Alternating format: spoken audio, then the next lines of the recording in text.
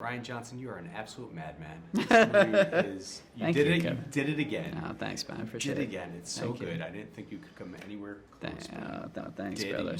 When you were writing the first Knives Out, the 2019 masterpiece, Knives Out, did you think this would be a series, or did that movie just hit so hard you were like, oh my, I should probably do this again? No, as Daniel and I were on set filming the first one, we didn't want to jinx it, but we had conversations where like if people like this, maybe this would be really fun to keep doing these. But Yeah. the idea was always to do them the way that Agatha Christie did her books, where each one is its own mystery. Mhm.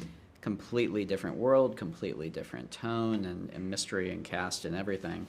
In that context, though, from the very start, Daniel and I were like, let's see if we can keep this going. You've referred to it a lot as the second Benoit Blanc Yeah. mystery, not the second Yeah. Knives Out mystery. Yeah. He's so integral, obviously. Yeah.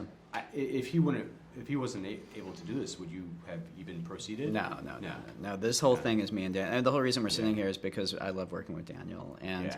he and I have so much fun doing these. And what he's created with this character, he's like Poirot. He's like the reason for these things to exist. Wait, did you have James Bond killed? Are you the reason why there's no more James Bond? So you No. can do all this Benoit Blanc? Oh my God! Please don't get people yelling at me for that. Oh my God! I don't need more people yelling at me. What are you trying to do to me?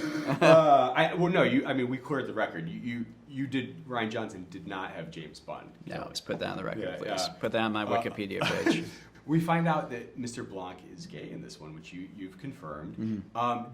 Did that inform sort of did that aspect of him inform that character from the beginning in any way? No, it was something we kind of discovered about him as we wrote. I mean, one of the things is with these movies, it's interesting how the detective is very much at the center of the movie, and yet the detective's not really the protagonist, not really the one with the dramatic stakes. And so, all to say that in terms of the detectives, like, I don't know,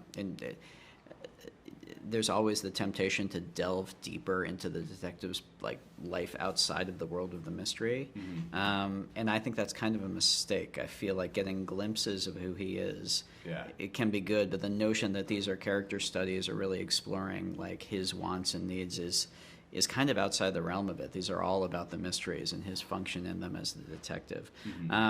Which is all to say that no, that's why something that seems that is as integral to his character as that only started to really come into shape in the second movie when we had to show him at home, and when we were going to get a glimpse of like who he was at home. And then it was a conversation with Daniel, and just kind of like, I think it makes sense. I think it makes sense that he's that Blanc is gay, and that's part of who he is. Yeah. So many great characters in this film, again, including Edward Norton's smarmy tech billionaire, which a lot of people are comparing to a certain CEO of Twitter. Yeah. Was there any muskiness in his creation? I mean, it was when I was writing. I found that anytime I started thinking too specifically about any one person, it got very uninteresting very quickly. Just taking the piss out of a specific person. Yeah. Not that interesting. The thing that was more interesting is kind of zooming back and thinking about this kind of general group of people and our relationship to them as a society. How they're kind of, we want them to be Willy Wonka. We want to both be able to like hurl insults at them, but we also all have this very deeply unhealthy thing inside us, like maybe they're actually going to save us, or don't bet against them because what if they're right? And so exploring that uniquely American thing of mistaking great wealth for great wisdom, I think it was all tied into it. So that, more than actually like going after any specific person that I don't actually know in real life, that was more kind of where we started from. Finally, first movie delved into old money. This one is looking more specifically at new money. Yeah. Where do you go with part 3? Medium money, right? Like money that's been around a while, but it's not established, but it's not quite new. Medium money. Yes. No, I don't. I mean, honestly, it's there's always going to be an element of kind of class to these because they're always kind of building little microcosms of society with their cast of characters. Yeah. But it's not to say they'll always be about like the rich. I think that Christie did a ton of novels set in small towns and set in small villages and set in, and I think the notion of going back to that for the third one could be a really interesting thing, actually.